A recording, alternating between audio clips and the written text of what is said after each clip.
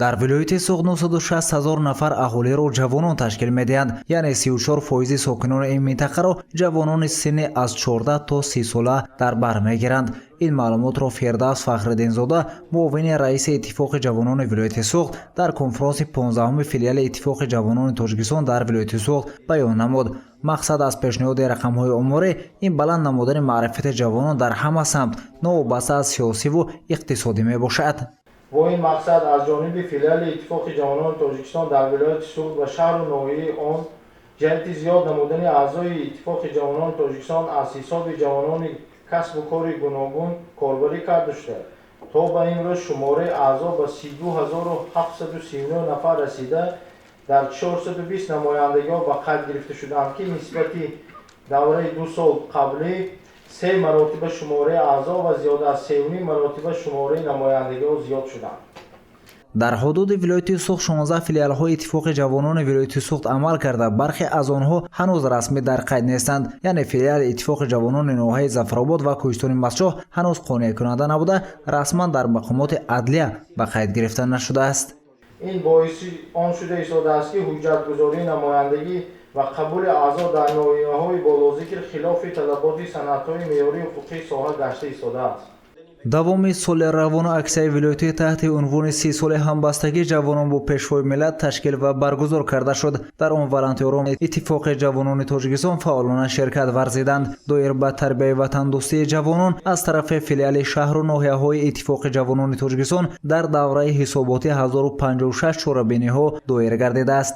дар онҳо 97830 нафар ҷавонони то синни даъватӣ ва афсарону сарбозон фаро гирифта шуданд. дар ҳама чорабиниҳо 30130 адад маводҳои иттилоотӣ дастраси аҳолӣ карда шудааст.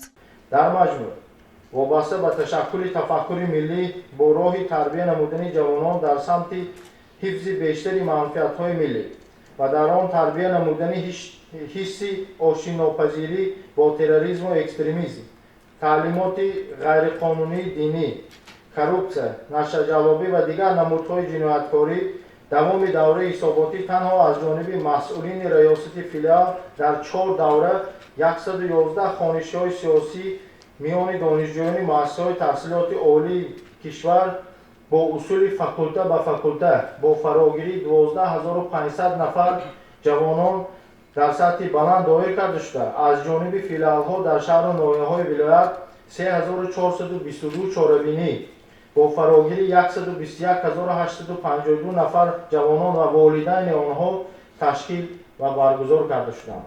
ҳамчунин дар идома раиси филиали ташкилоти ҷамъияти Иттифоқи ҷавонони Тоҷикистон дар ноҳияи Ашт аз ҷанбасти ҳисобот ҳарф зада таъкид дошт, ки намояндагии филиали ташкилоти ҷамъияти Иттифоқи ҷавонони Тоҷикистон дар ноҳия дар корхонаву муассисаҳои ноҳия ташкил гардидааст. то ин давра шумораи кормандони озоди ин ташкилот ба 31 нафар ва дар умум аъзоёни филиали ташкилот ба 831 нафар расидааст. филиали ташкилот дар якҷоягӣ бо бахши кор бо ҷонон варзиши ноҳия бо мақсади рушди иҷтимоии ҷавонон, дастгирии ташаббусҳои эҷодӣ, баландбардоштани маърифати фарҳангӣ, дарёфти хонандагони боистеъдод, рушду нумӯи маънавиёти ҷавонон наврасон, имконияти зоҳир намудани нерӯи қобилияти ҷавонон, баландбардоштани ҳисси ватандӯстӣ, хештаншиносии ҷавонон, баҳри болидахотирии ҷавонон мунтазам, хонишҳои сиёсӣ, чорабиниҳои фарҳангию фароватӣ ва мусобиқаҳои варзишӣ ташкил ва баргузор карданд. бояд гуфт, ки дар конфронси 15-уми филиали Иттифоқи ҷавонони Тоҷикистон дар вилояти Суғд, раиси филиали Иттифоқи ҷавонони Тоҷикистон дар вилоят Каримзода Мирзо Қосим ва намояндаи мақомоти иҷрои кумитаи давлатии вилояти Суғд Тоҷибои Султонӣ ширкат варзида, оид ба фаъолият ва дастовардҳои Иттифоқи ҷавонони Тоҷикистон дар вилояти Суғд сухан намуд. дар охир гуфта шуд, ки тарғиби тарзи ҳаёти солим ва оммавӣ гардонидани варзиш яке аз василаҳои беҳтарини солимгардонӣ ва муаррифии давлату миллат маҳсуб меёбад. бо садо додани суруди миллии ҷумҳурии Тоҷикистон конфронси 15-уми филиали Иттифоқи ҷавонони Тоҷикистон дар вилояти Суғд ба поён расид. гузориши Саид Мухтори Саиданвар, Насимҷон Раҳимов барои барномаи иттилоотии хабар.